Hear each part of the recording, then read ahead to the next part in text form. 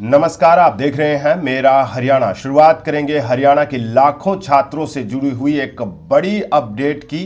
दरअसल हरियाणा के 8वीं कक्षा के छात्रों के लिए ये बड़ी खबर है। दरअसल सिलेबस में एक बड़ा बदलाव किया गया है। बताएंगे पूरी जानकारी आपको, लेकिन सबसे पहले अगर आप चैनल पर पहली बार आए हैं तो चैनल को फॉलो और सब्सक्राइब करना मत भूलिएगा। साथ ही साथ इस वीडियो को ज़्यादा से ज़्यादा शेयर कीजिएगा, लाइक कीजिएगा।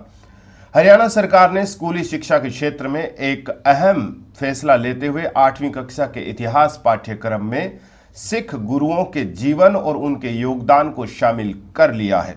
नए सिलेबस के तहत विद्यार्थियों को सिख गुरुओं की शिक्षाओं, मानवताओं के लिए उनके योगदान और समाज सुधार से जुड़े उनके कार्यों के बारे में विस्तार से पढ़ाया जाएगा।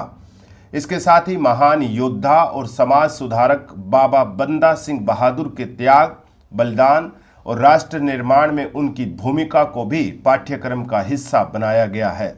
ये फैसला मुख्यमंत्री नायब सिंह सैनी की ओर से श्री गुरु तेग बहादुर जी के 350वें शहीदी समागम के दौरान की गई घोषणा के बाद लागू किया गया है। सरकार का मानना है कि नई पीढ़ी को देश के महान संतों, गुरुओं और ऐतिहासिक व्यक्तित्वों के बारे में जानकारी देना आवश्यक है, ताकि उनमें नैतिक मूल्यों और सामाजिक जिम्मेदारी की भावना विकसित हो सके। मुख्यमंत्री नायब सिंह सैनी ने कहा कि सिख गुरुओं का इतिहास किसी एक समुदाय तक सीमित नहीं है, बल्कि ये पूरे राष्ट्र के लिए प्रेरणा का स्रोत है।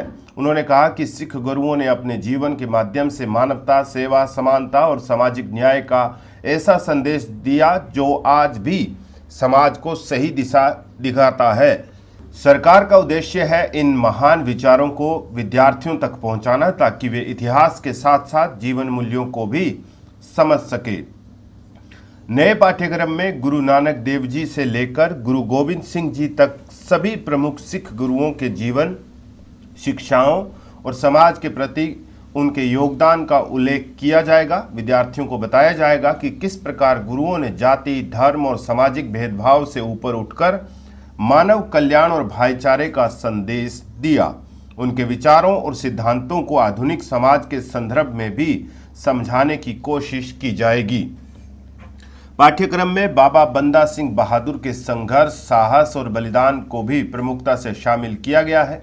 इतिहासकारों के मुताबिक बाबा बंदा सिंह बहादुर ने अन्याय के खिलाफ संघर्ष करते हुए समाज के कमजोर वर्गों को अधिकार दिलाने में महत्वपूर्ण भूमिका निभाई थी। उनके योगदान को विद्यार्थियों तक पहुंचाने का उद्देश्य देशभक्ति और सामाजिक न्याय के मूल्यों को मजबूत करना है।